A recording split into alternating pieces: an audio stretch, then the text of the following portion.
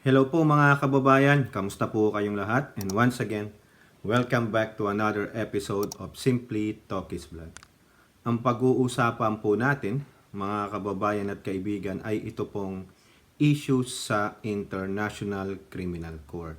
Kasi po meron pong mga nagngangaw-ngaw, yung mga aso ng mga Duterte. Oy, ginagamit ko lang yung tawag sa inyo ng dati yung ka-DDS ha. No? Mga aso daw po kasi kayo. Kayo nagkakagatan at kahol ng kahol, no? Mga siguro nung klase bang aso kayo, mga wolf o fox? Dapat hindi kayo tawaging aso, yung mga buwaya. Ganid sa kapangyarihan, no? Kasi ito daw pong issue sa ICC, maybe magiging impeachment case kay Pangulong Bongbong Marcos if inalaw niya na mag-imbestiga ito sa ating bansa. Ayan po yung sabi ng isang talakitok na isang asong ulol ng mga Duterte. Pero mag-background po tayo. Sinasabi nila na nung 2019, itong inyong poong si Digonggong umalis na po dyan sa ICC. Kasi tiyak, pag di umalis, malamang maaano siya sa kanyang war on drugs, no? No, actually dinipensahan natin diyan si Digonggong, pero ngayon mukhang melinaw naman ang sabi ng Supreme Court, no? Kasi sinasabi ng mga aso niya na wala nang jurisdiction ng ICC dito. Kaya hindi na sila pwedeng mag-imbestiga, hindi nila pwedeng sikbatin si Digonggong. Tanging ang ating korte ang pwedeng mag-prosecute sa kanya. Ngayon, wala naman nagsampa ng kaso sa kanya dyan sa Pilipinas about the bloody war on drugs.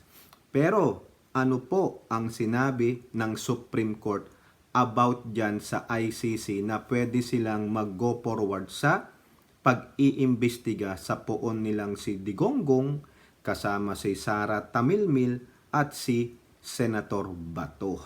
No, kaya nga nangangamba dyan si Bato na masisikbat din siya pag sakali lang naman kung na-found out guilty sila, investigasyon lang yan. Hindi pa naman pumupunta sa korte ng ICC yan. They're just doing a preliminary investigation. Pero unahin lang po natin yung komento ng Supreme Court diyan. Ito po sa inquirer.net, no? Duterte can't evade ICC and treaty on his own, sabi ng Supreme Court. That was ito yung July 22nd, 2021 na article dito sa inquirer.net, no? The Supreme Court has ruled that President Rodrigo Duterte cannot invoke the Philippines' withdrawal from the Rome Statute to skirt the investigation by the prosecutor of the International Court of charges that he committed crimes against humanity in the killings of thousands in his brutal war on drugs. Voting unanimously, the 15-member tribunal also held that the President could not arbitrarily terminate international agreements without the concurrence of the state. So meaning, may na-violate dito si Digong? Ang tanong, bakit tinuloy pa rin? Diba? In a stringing rebuke of the position of Duterte and Malacanang, the High Court ruled that as a state party, the Philippines was bound to recognize the jurisdiction of the ICC and cooperate with its processes even after its withdrawal from the treaty that created the International Court. Quote, withdrawing from the Rome Statute does not discharge a state party from the obligation it has incurred as a member. So kung ano po yung mga sinasabi doon na na-incurred yung mga crimes na ito bago tayo umalis, meaning we have to abide with that jurisdiction. Ayun po yung sabi sa 101-page decision authored by Associate Justice Marvic Leonen. Ito talagang Pierce Duterte critic yung mga yan. Pero mag-iisip tong mga Duterte minions na, there is a biased decision. Do you think so? O bakit hindi kinontes yan ni Duterte? Di ba? Taon niya yan. No? 2021. Kailan ba siya umalis sa pwesto? Di ba?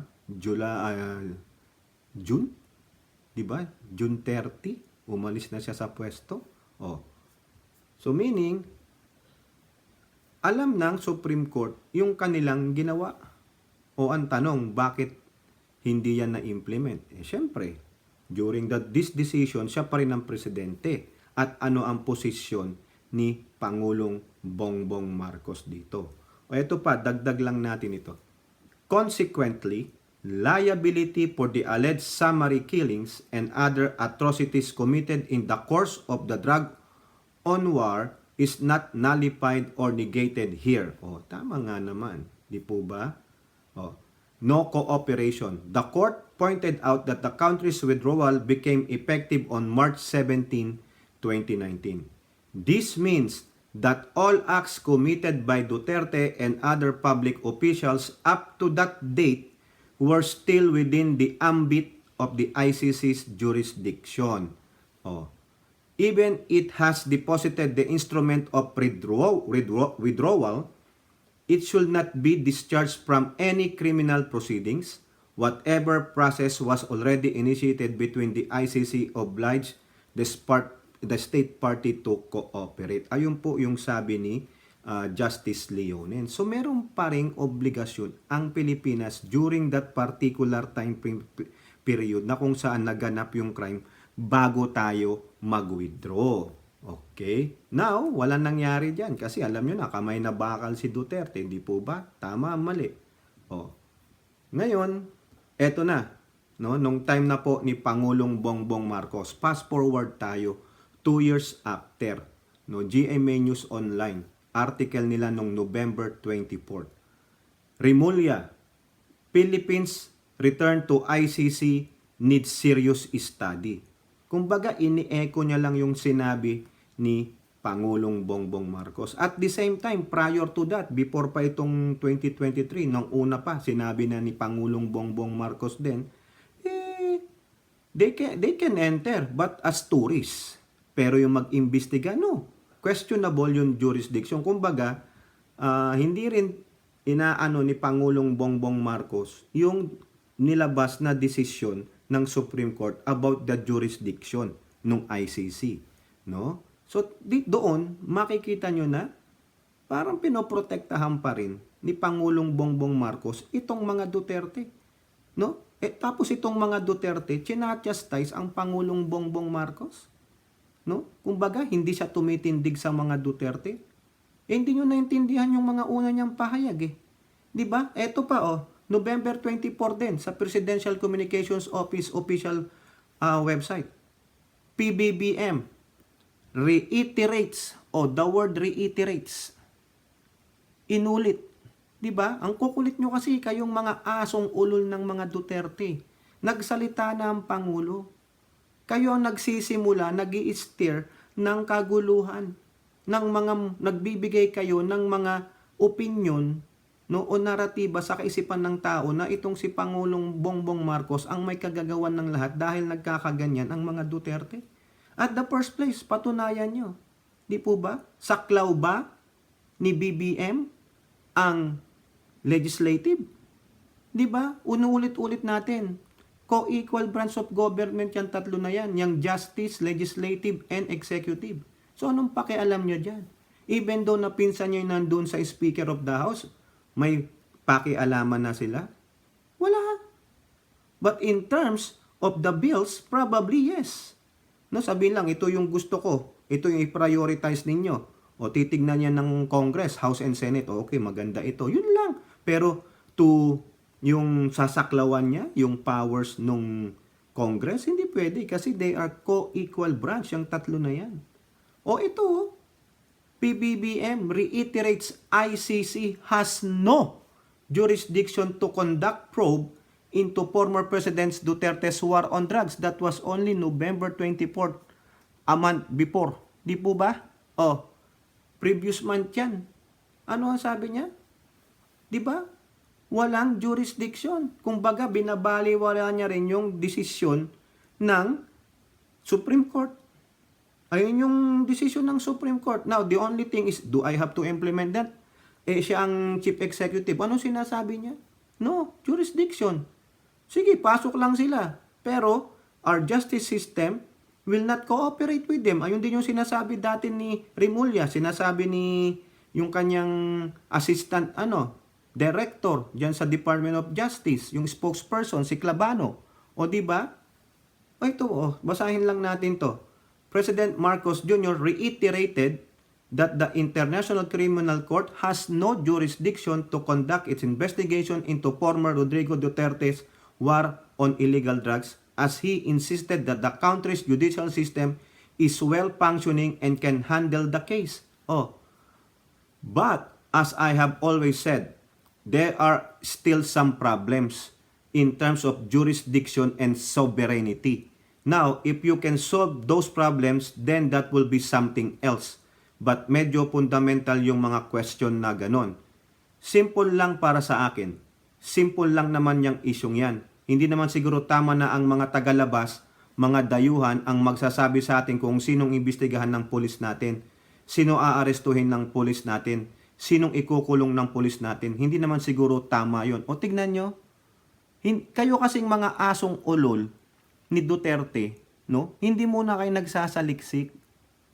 Yung mga pinanunod, pinakikinggan ninyo, no? Tulad diyan sa mga SMNI, pilit na ikinakakabit itong si Pangulong Marcos na siyang nagpasimuno ng ICC. Hindi po. Wala siyang pakialam kung anong gustong gawin ng House of Representatives diyan sa ICC na yan. Nasa kanya pa rin ang desisyon. Di po ba? Tandaan nyo ha, November 24 yan, sinabi niya yan. Reiterates that ICC has no jurisdiction to conduct probe. Walang karapatang magsabi kung sino ang aarestuhin ng ICC sa mga kapulisan. No? Ano ang gagawin? Sinabi na yan ng chief executive. Hindi nyo kasi tinatandaan. Hindi nyo pinapahalagahan. Kasi ang nakikita nyo lang, you are clouded with the bias of yours to the Duterte. Di po ba? Puro kayo naratiba, pinaniniwalaan yung dakdak eh. 'Di ba? Kasi ito itong kupal na ito, itong talakitok na ito Ito ang naguudyok sa inyo Sila Panelo diyan sa SMNI. Hindi nila tinatandaan itong sinabi ng Pangulo malinaw, 'di ba? Pinoprotektahan pa rin ng Duterte. Tapos kayo diyan ang nag-i-steer ng kaguluhan. Kayo ang naghiwalay sa unity. Sino ba nagsimula niyan? 'Di ba? Si Tamil Mil saka si Gloria. Di ba? Tapos sisisi nyo kay PBBM, mga gunggong pala kayo ito nang sabi ni Roque sa Abante TNT. ICC, labas-masok na sa Pinas. So what? Kung labas-masok sa Pinas, ano ginagawa? Di ba? Nag-iimbestiga sila? Ang tanong, nakikipagtulungan ba ang ating justice system, ang ating justice department, the likes of Rimulya, the likes of ng mga pulisan, yung DILG, yung mga MBI, nakikipag-cooperate ba sila? Wala naman nababalita. Mamaya, tingnan nyo yung sasabihin ng justice department dito. Unahin lang natin tong si Talakitok na ito. Di ba? Ibinunyag ng dating opisyal na Malacanang na labas-masok na umano sa Pilipinas ang mga investigador ng ICC para mag-imbestiga sa reklamong umano'y extra judicial killing sa ilalim ng Duterte administration. Yan Ito yung sabi niya, quote, sabi ng dati naming kasama, labas-masok di umano ang mga puti galing sa ICC. So meron po akong confirmation na talagang nag-iimbestiga ang mga dayuhan dito sa Pilipinas na labag sa ating saligang batas dahil hindi na nga po tayo membro ng ICC. Hindi na dapat sila nag-iimbestiga. Ang tanong dito, sabi ng dati, sinabi sa kanya, hindi niya po ito first-hand account info. Hindi niya first-hand account na nasaksihan. Sinabi lang sa kanya. Baka ito yung tulad ng sinasabi ni Hitad na ayon sa aking puting ahas. Ang tanong, sana, Roque, talakitok na Roque. Ikaw, kayo ang may kasalanan nito Kaya yung mga asong ulol na mga Duterte supporter, nahahawa sa inyo. Kung magsasabi lang kayo ng katotohanan, show us a proper proof or evidence na yung sinasabi ng dati mong kasama na labas-masok ng ICC, sana pinakita nyo na, ito sinabi nito, magpangalang kayo. Hindi ito, nagbibigyan na naman kayo ng naratiba. You are planting a seed of doubt at confusion sa isipan ng mga ordinaryong Pilipino, lalong-lalo na sa mga asong ulol ninyong supporter. 'Di ba? Ang tanong, kung ganun man yan, sino nag-allow na mag-imbestiga sila? Is it the Executive Department? Is it the Justice Department? Di po ba? O Executive Department, saklaw niya po yung Justice, si Rimulya. So the question is, sino? Nabalita na ba? May nagbalita ba? O sasabi niyo, hindi, tinatago kasi. Di po ba? Bakit kayo takot na takot? Ano problema? Di po ba? Hindi naman nagre-reklamo yung poon ninyo. Si Tamil Mil, hindi magre-reklamo talaga yan kasi Tamil Mil nga eh. Pipi po yan. No, napipi. No? Simula nung nawalan siya ng CIF, napipi po. Napipi. Di ba? Nasaan yung katotohanan, yung ebidensya, Roque? Huwag kang lang magtatatalak dyan na wala kang ipinapakita. Sinabi lang sa'yo eh. Hindi ka naman first-hand account info or witness eh. Yung actual eh. Di ba? Tapos sasabihin niya, ang mga puti, mga puti. O isipin na naman ng mga asong ulol nila, mga Amerikano yan. Di ba? Hindi pag sinabi niyong puti, automatic, mga Amerikano. Hindi po. Tingnan nyo kita nyo yung pagiging nila, vicious and malicious ng mga pananalita nila. Dati naming sinabi, dati ng naming kasama, ayan, di umano. Allegedly lang. O nasaan yung proof? Wala, di ba? Kakaasar mga kababayan, no? Eto, ano ang sabi diyan ni Rimulya nung nalaman niya yan? Sa Abante Tonight naman, Pinas, dapat may basbas sa EJK probe ng ICC. Rimulya, yan, nagsasalita si Rimulya. Di ba? Kailangan magpaalam o makipag-ugnayan umano ang ICC sa gobyerno ng Pilipinas bago ito makapagsagawa ng investigasyon kaugnay sa reklamong EJK sa gera kontra droga ng Administrasyong Duterte. Diba? Ito, quote na lang, they have not contacted the DOJ yet. It is their responsibility to establish contact following international law principles. Until they do so, any ongoing activities are not formal. We lack clarity on their intentions. Correct. Moreover, we must uphold the rights of the accused. Disregarding that is not an option, they need to initiate contact and adhere to protocols to ensure a credible process. Tama nga naman. Roque, ang maganda, ibigay mo yung mga pangalan ng dati mong kasamahan na sinasabi mo, kasi yung mga akin lang kasi yung mga dating kasamahan nito, sila Rimulya, sila Enrile, yung mga legal minds doon sa ng Pangulo. Kasi gumawa ng yan si Pangulo kasama si Minandro Guevara dyan No, sa Sandigan ba yan? No, kung siya man yun. Biruin nyo, para nga po dyan sa ICC. O ngayon, Roque, sino dyan sa mga dati mong kasamahan, di umano ang nagsabi sa'yo na labas-pasok na ang ICC? Hindi nga alam ni Rimulya. Huwag mong sabihin na patay mali siya dyan si Rimulya, na patay mali siya ang presidente. Di po ba? Ang tindi naman ng intelligence ninyo. Talagang gumagana yung CIF. Di ba mga kababayan? Eto po. Ano ang sabi pa dyan ni Rimulya? Ito pa, saka yung kanyang, yung undersecretary. Yan, Ito po, sa ulat ng UNTB. Secretary Rimulya, iginiit na batas ng Pilipinas ang masusunod kung matutuloy ang investigasyon ng ICC. Ito po, panoorin natin ito. UNTV po, salamat po. Wala pa umanong impormasyon ng Department of Justice hinggil sa naging pahayag ni Attorney Harry Roque na labas-pasok ang mga miyembro ng International Criminal Court o ICC dito sa bansa para mag-imbestiga sa anti-drug war campaign ng nakaraang administrasyon. Iginit ni Justice Secretary Crispin Boying Remulla, dapat sundin ang panuntunan ng Pilipinas kung papayagan bang mag-imbestiga ang International Criminal Court o ICC dito dito sa bansa. Kasunod ito ng naging pahayag ni dating Presidential Spokesperson Attorney Harry Roque sa kanyang vlog kamakailan na labas-pasok ang mga miyembro ng ICC dito sa Pilipinas para mag-imbestiga sa anti-drug war campaign ng nakarang administrasyon. Binigyang diin ni Attorney Roque na labag ito sa saligang batas ng bansa. Pakinggan natin ang pahayag ni Attorney Harry Roque. So meron po akong confirmation na talagang nag-iimbestiga ang mga dayuhan dito sa Pilipinas.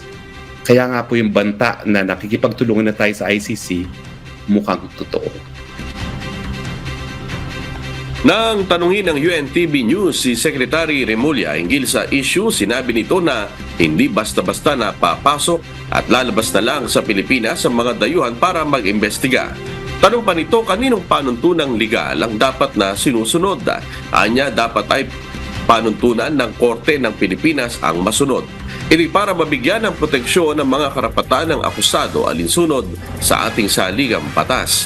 Una nang sinabi ni Secretary Remulla na dapat makipag-ugnayan ng ICC sa DOJ bilang kortesiya. Ayon naman sa Assisting Counsel ng ICC at abogado ng War on Drugs Victims na si Attorney Cristina Conti, maaaring i-regulate ng Pilipinas ang pagpasok at pananatili ng mga bisita o dayuhan rito. Pero hindi anya pwedeng ipatupad ang mga sariling panuntunan ng bansa kaugnay sa investigasyon ng ICC. So yan po, no, hindi na po nagsalita yung si Clavano pala. No, si Remulla lang saka yung lawyer ng mga biktima ng war on drugs ni Digonggong, no? So yan. Na Roque, kung ito si Roque, sana magtanim ka ng tamang impormasyon. Sino?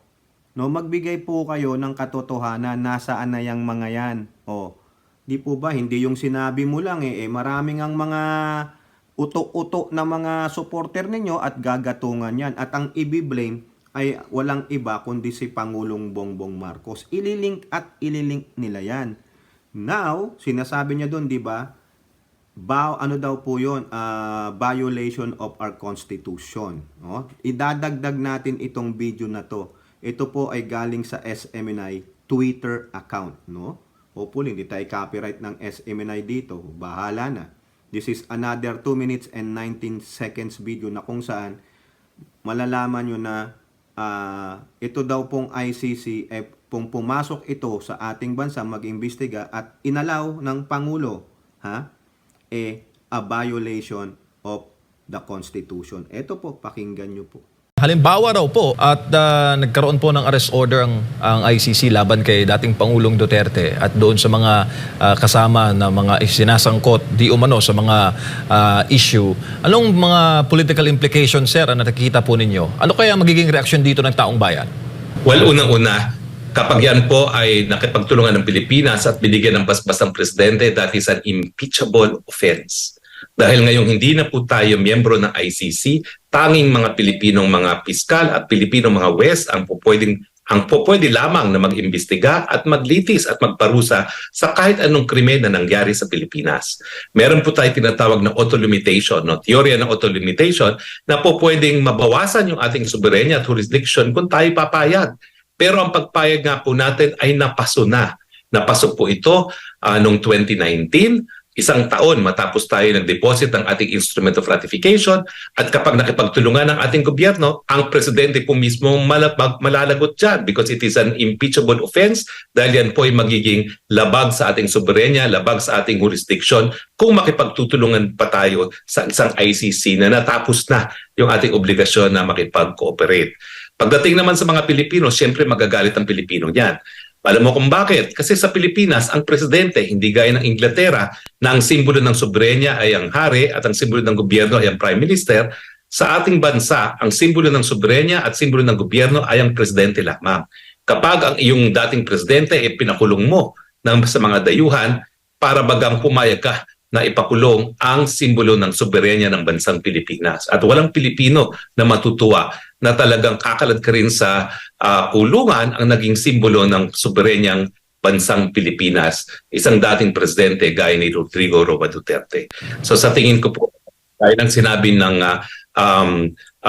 special ng SAP to the President, super ate ng presidente, Senadora Amy Marcos, talagang magkakagulo po kapag sinurrender ang dating presidente Duterte at si VP Sara sa ICC. Maghuhurmentado po. So yan po, no, mga kababayan, talagang sinasabi ni Harry Roque na impeachable offense daw po yan, base po sa paglabag sa ating constitution. Ngayon, kayo po, ano po ang opinion ninyo? Totoo ba yung sinasabi niya na ayaw ng mga mayoryang Pilipino na yung dati mong presidente ay bibitagin ng mga dayuhang mga hurado? Pero ano pong sinasabi ng Supreme Court? Di po ba na may jurisdiction ang ICC during that time frame na nangyari yung krimen tapos lumabas tayo? Pero anong sabi ng Pangulo? Questionable yung jurisdiction. Tapos ngayon minamalay nila ang Pangulo na sa pamamagitan nito na kung papapasukin daw ng presidente kasi labas-masok na daw po yun. Wala naman silang maipakitang ebidensya na pwedeng ma-impeach ang Pangulo at ginagamit nila ngayon ang sambayan ng Pilipino. The question is, does the majority of the Filipinos naniniwala dito sa sinabi ni Harry Roque? No?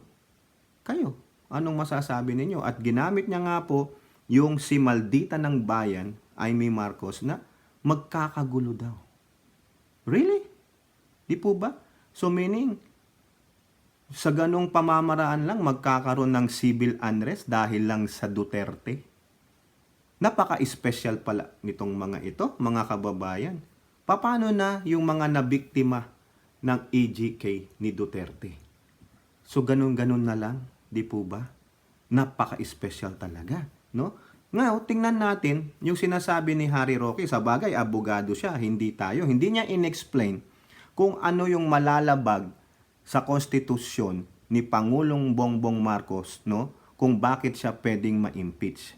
Kasi nung tinitignan ko po ito, hindi naman po tayo abogado, yung utak lang natin is limited dito sa ating pagbasa dito sa Konstitusyon, Article 11, Accountability of Public Trust, no? Ito po yung sa 1987 Constitution natin. So sabi po dito sa Section 2 ng Article 11 na ito, the President, the Vice President, members of the Supreme Court, members of the Constitutional Commission, and the Ombudsman may be removed from office on impeachment for conviction of culpable violation of the Constitution. So meron po ba doon? Meron po bang nilalaman dito sa Constitution na pag pinapasok mo yung mga banyaga, no, ng mga hurado na hindi na tayo kasapi, ay mababiolate mo itong ng Constitution? Saan po sa provision ng Constitution nakalagay yan? Hindi naman niya in-explain. Probably human rights violation? Di po ba? Treason? Hindi naman pwedeng treason. Hindi naman pinagkanulo ng Pangulo. Di po ba? Bribery? Alam niyo na ibig sabihin ng bribery. Graft and corruption? Other high crimes or betrayal of public trust. O probably ito, betrayal of public trust. Kasi sinasabi nila, ayaw ng mga Pilipino na isusuko mo o ipapabilanggo mo ang mga dati mong presidente sa mga banyaga. Di po ba? Now, tinignan ko po itong mga other high crimes or betrayal of public trust. Kasi po, yung meron pong isang representante dito, no? I believe this is si Biason, the late former Biason, na nagsulat nito, ito po, sa House of Representative website. Biason files bill to define grounds of impeachment. This is written way back 2012 of March 17, no? Dito po sa baba nito inexplain po, no, ni Representative Biason kung ano po yung ibig sabihin ng treason, bribery, graft and corruption, no? O yung culpable violation of the Constitution, yan. Ngayon, yung sabi niya dito sa other high crimes refers to acts of gross misconduct and or the offensive use by the impeachable public official of the powers and authority reposed upon him or her by the sovereign people that strikes at the very narrow of governmental system as inscribed in the 1987 Constitution and its implementing issuance. Ayun po yun. Yung bang sobrang paggamit ng authority, di po ba, that you really violated what is written on the Constitution. Yun naman daw pong betrayal of public trust covers acts which may not under a certain condition be in violation of laws but are nonetheless of such nature as to adversely affect the very core of the integrity and reliability of an impeachable public official. Kumbaga, walang tiwala na. No, kung ano yung mandato dapat sa'yo, iba yung ginagawa mo. So, sa tingin nyo ba, no? Hindi alam ito ng Pangulong Bongbong Marcos. Di po ba? Why do you still have to insist yung naratiba ninyo? Wala pa naman nangyayari. There's no such thing as investigation. Naniniwala kayo dun sa sabi-sabi ng mga lawyer ng war on drugs? Sinabi na rin ni Remulla eh. Wala pa silang natatanggap na request from the ICC prosecutors or investigators. Wala, kayo lang dyan. Pinipilit nyo kasi, you are still maligning, no? Viciously attacking PBBM. Wala nga, ano bang huling sinabi ng Pangulo? Yung binasa ko sa inyo, November 24 na news sa Philippine News Agency o sa Presidential Communication Office. Sinabi niya, questionable ang jurisdiction. Di po ba? Ayaw yung panghawakan yung sinabi ng Pangulo. Wala ba kayong tiwala sa Pangulo? Sa tingin nyo ba walang sariling desisyon ng Pangulo? Sa palagay nyo ba hindi siya nagbabasa ng mga importanteng balita o kaganapan sa ating bansa? Sa palagay nyo ba, he will betray the public trust? Hindi po kagago si PBBM. Di po ba? Kayo lang dyan eh. No? Baka nilalayo nyo ang issue sa mas importante na kung saan dito nakalagak ang ating future, ang future ng ating generations. Ano yon mga kababayan? Yang issue sa West Philippine Sea. Yung mismong presidente mo na, Roque Sidigong ang nagsabi, napakayaman sa langis ng West Philippine Sea. Ebidensya po yan. Nandyan po sa ating isang vlog yan. Bakit hindi tayo magkaisa dyan? Bakit nyo ulit-ulit na sinasabing ganito ang ICC? Nasaan na sila? Di ba? Di umano Sinabi niya, di umano. O nasaanan? Chismis pa lang yan. Di umano lang eh. Nasaan yung patunay? Dapat ikaw mismo, Roque, ang makaalam niyan. Dapat inimbestigahan mo na bago ka naglabas ng iyong vlog, bago ka naglabas ng pahayag sa inyong show sa SMNI. Para at least kami maniniwala, masasabi mo, ako po mismo, nasaksihan ko. Itong investigador ng ICC, ganito ang pangalan niya. Naglalabas-masok po sa Pilipinas, nag-iimbestiga at pumunta po sa kapulisan na ito, nag-iimbestiga. Kinausap si DOJ Secretary. Wala eh. Ang sinabi mo lang, di umano, ayon sa iyong dating kasamahan, di umano. Di Marites, anong pinagkaiba mo dito kay Hitad, yung nandyan sa LA? Ayon sa kanyang puting ahas. Sa'yo, Harry Roque, ano? Ayon din ba sa iyong puting ahas? Di ba? Kung matalinong pahayag yan, mga kababayan, maniniwala tayo kaso hindi. Di umano. Di umano, allegedly. O ngayon, nasaan? If there is allegedly, then you have to do your homework. You have to investigate it by yourself para maging credible ka. Hindi porket lawyer ka na, katiwa-tiwala ka na. Hindi porket human rights lawyer ka na, katiwa-tiwala ka na. Kailangan you back it up with the proper evidence. Di ba, lawyer ka, alam mo yan. Show us the proof para kami, o kung totoo man yan, di kakastiguhin natin ang DOJ. Kakastiguhin natin ang Pangulo para maging fair. Kaso hindi. What is the proof? Di ba? Ngayon, ang nangyayari, you planted the seed of doubt, di po ba? Ang nangyayari, yung mga minions ninyo, yung mga asong ulol ninyo, yung patay na patay sa paniniwalang napakahusay ni Digonggong ninyo at kay Sara Tamilmil, gagatungan yan.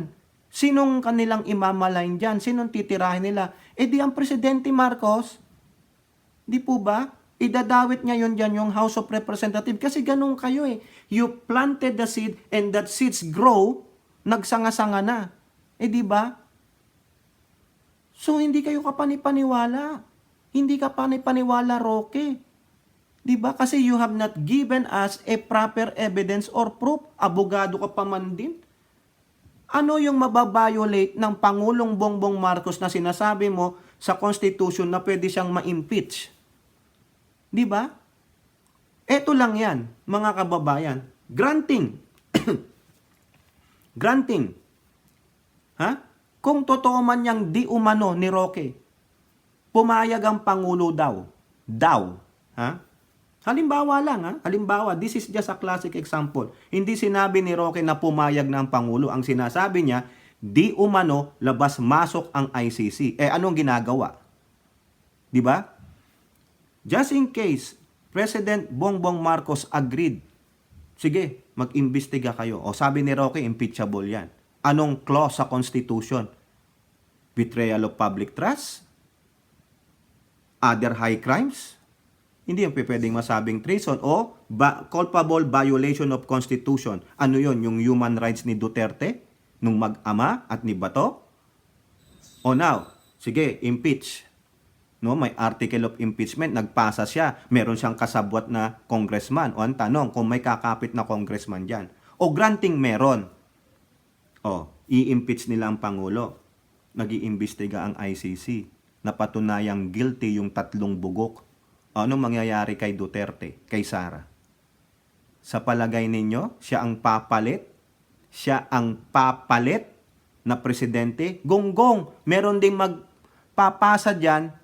Tandaan nyo, may mga sinasabi nilang MPA sa Congress. Ha? Meron at meron sa mga yan ang magpapasa rin ng article of impeachment kay Sara Tamilmil. Diba? It's just a domino effect, Roque. Are you that freaking stupid? Akala nyo may uuupo nyo yung inyong vice presidenteng Tamilmil? Hindi kasi, ito kasi hirap mga kababayan eh. Gusto nyong makabalik sa pwesto. Why not wait? Di ba? Ito nangyayari. Yung mga kaaway nating dilaw na nahimik. Tuwang-tuwa sila sa sidelines. Bakit? Itong mga sinuportahan nating mga Duterte at tayo na admin supporter nag-aaway-away.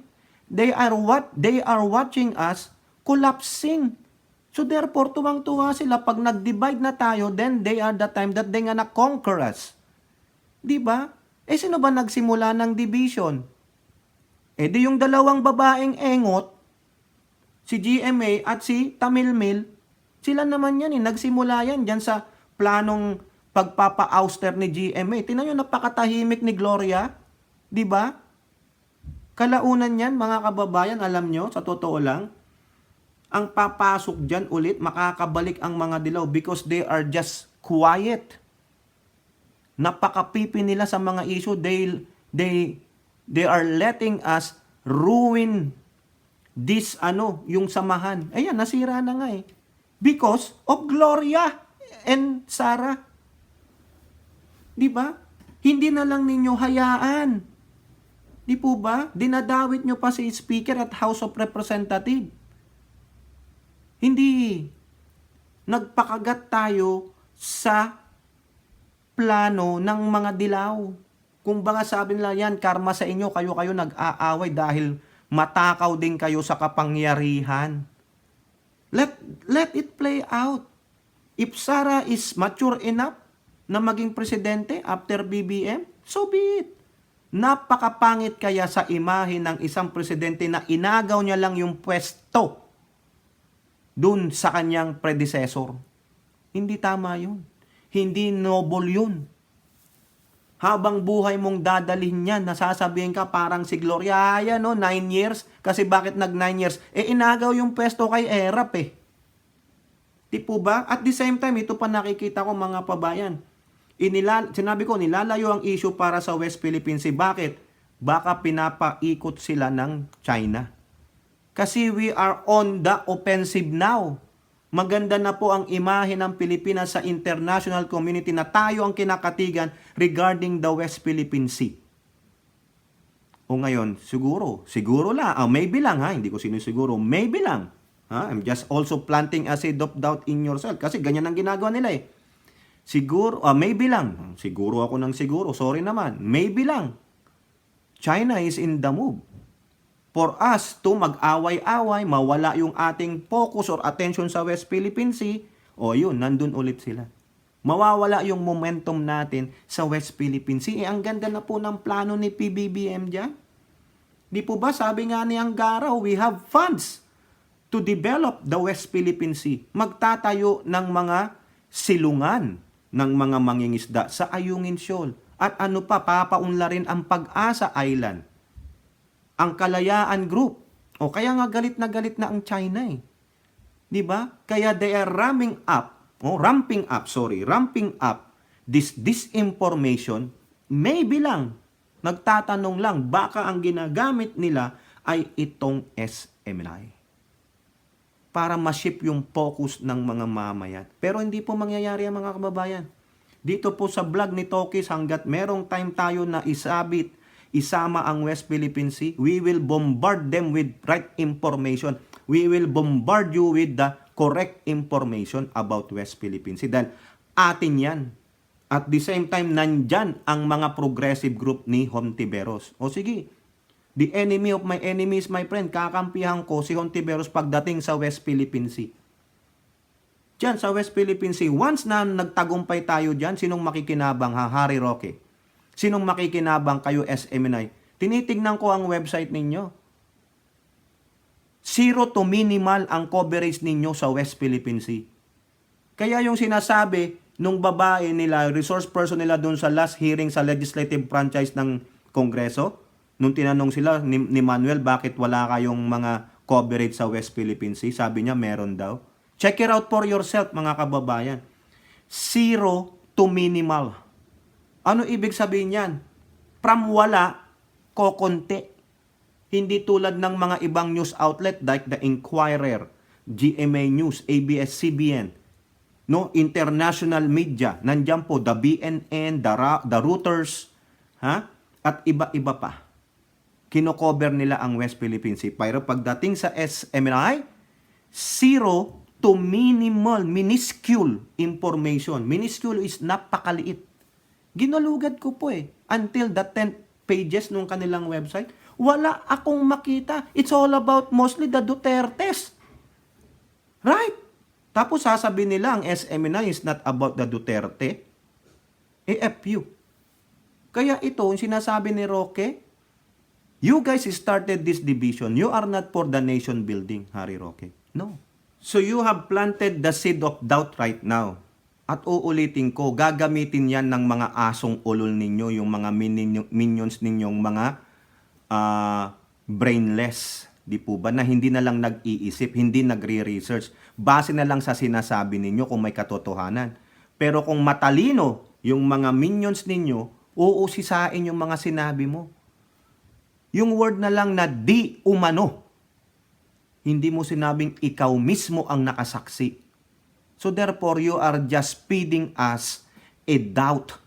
Tulad nung ginagawa nga ni Hitad, a doubt that becomes a truth. Di ba? Paulit-ulit kayo, ICC. Sino bang gusto niyong protektahan? Ng sambayan ng Pilipino o si Digong at yung anak niya? Di ba? So therefore, hindi para sa sambayan ng Pilipino yan. It is just for the Dutertes. Di po ba? So therefore, kayo ang dapat na i-impeach kung pipwede lang because wala na sa hubog ang utak nyo. Ang tanging alam nyo lang ay protektahan ng Duterte. For what? Give justice to those victims and their families. Karapatan din nilang marinig, malaman kung totoo nga. Di ba? Yang bloody war on drugs ni Digonggong. At ano ang sakop dyan ni Tamilmil at ni Bato? Di po ba? Kasi namuno kayong kamay na bakal. Ako, sinuportahan ko si Duterte. Pero ngayon, lumalabas ang katotohanan that he is a dictator. No? Na kinortel niya yung freedom, no, freedom of expression, the rights of other personalities. 'Di ba? Ayan ang evident, oh, may video tayo na ABS-CBN may kinalaman siya. Inamin niya. 'Di ba? Oh, sino pa? Marami pa. Na pag hindi niya nagustuhan yung ano, hindi. 'Di ba? That's what you call dictatorship. 'Di ba? Autocratic ba yung tawag doon? Authoritarian rule, 'di ba? Oh, tapos bilib na bilib kayo. Yung bang gusto ninyo? Merong good points, merong bad points, but this now we have to find out ano yung kanahinat na nung bad points niya. 'Di ba? Hindi naman na-eliminate totally ang drugs eh. Nandiyan pa rin eh. 'Di ba? Di sana kung totally na-eliminate ang drugs, di wala nang nahuhuli ang mga pulis. 'Di ba? Malinis na ang kapulisan, hindi rin eh. Wala rin eh. Tapos sisirahan nyo ang PBBM admin, kayo ang unang sumira sa sinasabing unity team.